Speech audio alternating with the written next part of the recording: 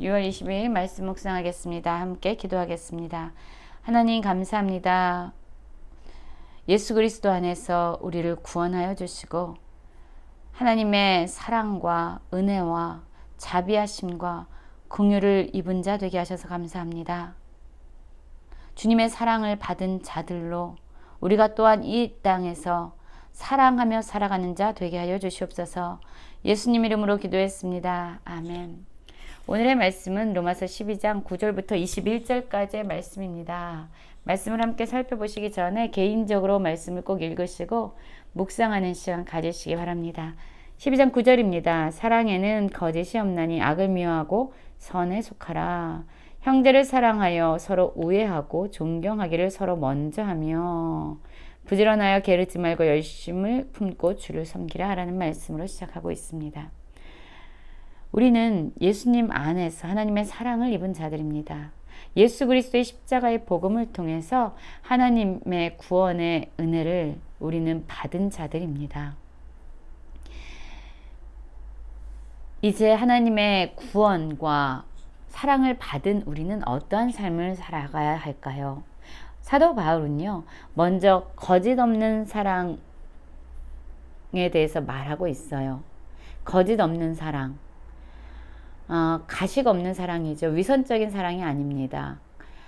그냥 척하는 사랑이 아니라 진실된 사랑을 말하고 있습니다. 진정한 사랑. 바로 하나님께서 예수 그리스도를 통해서 우리에게 보여주신 자기 희생과 자기 헌신이 동반되는 진정한 사랑을 이야기하고 있습니다. 이 사랑은요, 악을 미워하고 선에 속한 사랑입니다. 고린도전서 13장에서 보면은요, 사랑에 대해서 언급하고 있잖아요. 그 사랑은 악한 것을 생각하지 않고 불의를 기뻐하지 않고 진리를 기뻐하는 그러한 사랑입니다. 그렇습니다. 진정한 사랑은요, 악을 미워하고 불의를 기뻐하지 아니하고 선에 속한 사랑이 됩니다. 상대에게 또한 내 자신에게 최선의 것을 주는 사랑이 되죠. 10절을 보면요, 형제를 사랑하여 서로 우애하되 존경하기를 서로 먼저 하라고 말하고 있습니다. 여기서 반복되어지는 말, 서로라는 단어가 반복되어져 있어요. 그리고 또한 먼저 하라라고 말씀하고 있지요. 여러분, 우리는 예수 그리스도 안에서 하나님의 사랑을 받은 자들입니다. 하나님의 사랑을 받은 자로 우리는 서로 사랑해야만 합니다. 요한일서 4장 19절을 보면은요, 우리가 사랑하면 그가 먼저 우리를 사랑하셨기 때문이다라고 말씀하고 있어요. 그렇습니다. 우리가 사랑할 수 있는 것은 우리가 사랑할 능력이 있어서 사랑할 만한 그런 자격이 있어서가 아니에요. 우리가 사랑할 수 있는 것은 먼저 하나님께서 예수 그리스도 안에서 우리를 사랑하셨기 때문이에요. 그 사랑을 우리가 받은 자가 되었기 때문에 그 사랑의 힘으로 우리는 사랑을 하게 되는 거예요. 서로 사랑하라고 이야기하고 먼저 사랑하라고 이야기합니다. 상대가 무엇을 하면 내가 사랑하겠다라는 조건적인 사랑이 아니라 먼저 하는 사랑. 왜냐하면 하나님으로부터 우리가 사랑을 받았기 때문에 할 수 있는 그런 사랑을 의미하고 있습니다. 또한 부지런할 것에 대해서 말씀하면서 열심으로 줄 섬기라 라고 말하고 있습니다. 그 사랑으로 뜨거운 마음을 가지고 주를 섬기라는 거죠. 부지런히 게으르지 말고 주를 섬기라고 이야기합니다. 그렇습니다. 우리의 삶, 예수 그리스도 안에서 거듭난 구원을 받은 그리스도인들의 삶은요, 사랑이 동기가 되어야 합니다. 뜨거운 심령이 동기가 되어야 합니다. 주를 섬기는 그러한 모습으로 또한 우리는 형제를 서로 먼저 사랑하면서 살아가야 되죠. 12절은 소망 중에 즐거워하며 환난 중에 참으며 기도에 항상 힘쓰며 성도에 쓸 것을 공급하여 손 대접하기를 힘쓰라 라고 말씀하고 있어요. 여러분, 예수 그리스도 안에서 우리에게 주신 하나님의 은혜 안에서 우리는 소망을 갖게 되죠.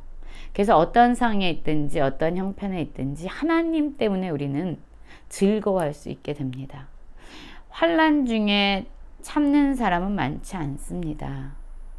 그러나 환난 중에도 참을 수 있다면 그것은 소망이 있기 때문일 겁니다. 예수 그리스도 안에서 구원과 사랑의 은혜를 입은 자들은요, 어떤 환난 중에서도 참고 소망을 갖고 즐거워할 수 있는 그러한 이유를 갖게 된 자들이에요. 특별히 사도 바울은요, 기도에 항상 힘쓸 것에 대해서 권면하고 있는데요. 여러분, 우리가 삶을 살아갈 때에 늘 기도하면서 살아가야 합니다. 기도는요, 우리를 의지하지 않고 우리의 힘을 의존하지 아니하고 전적으로 하나님을 의지하는 그러한 표현입니다. 신앙의 모습이에요. 우리가 기도함으로 하나님을 의지하며 살아갈 때에 비로소 우리는 사랑도 할 수 있고 소망 중에 즐거워할 수 있고 환난 중에 참을 수 있는 능력을 얻게 되는 거죠.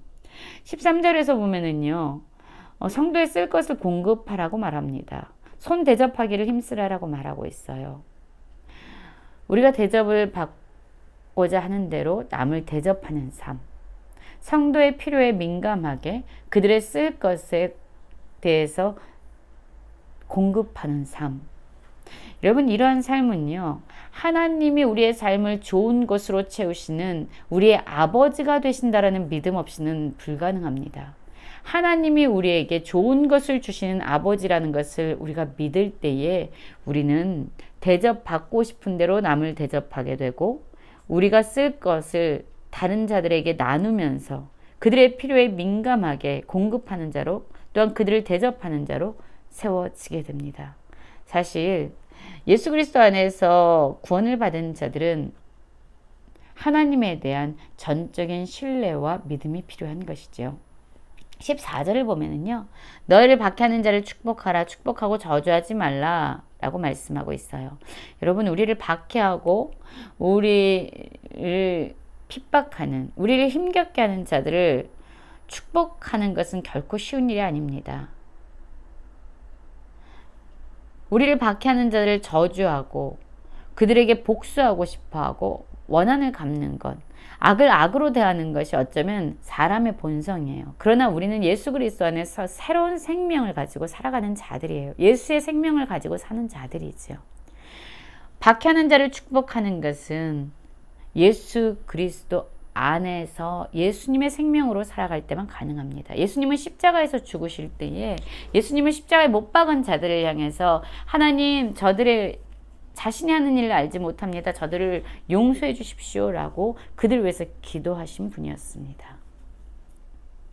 악을 갚지 아니하고, 악을 악으로 갚지 아니하고 오히려 선으로 악을 이기신 분, 그분이 예수님이었고, 우리는 예수의 생명을 가지고 살아가는 자들로 마땅히 예수께서 행하신 그 삶을 살아내야 되죠. 15절 보면은요, 즐거워하는 자들과 함께 즐거워하고 우는 자들과 함께 울라고 말합니다. 그들의 감정과 그들의 상황을 공감하라는 거예요. 함께라는 말이 반복적으로 사용되고 있습니다.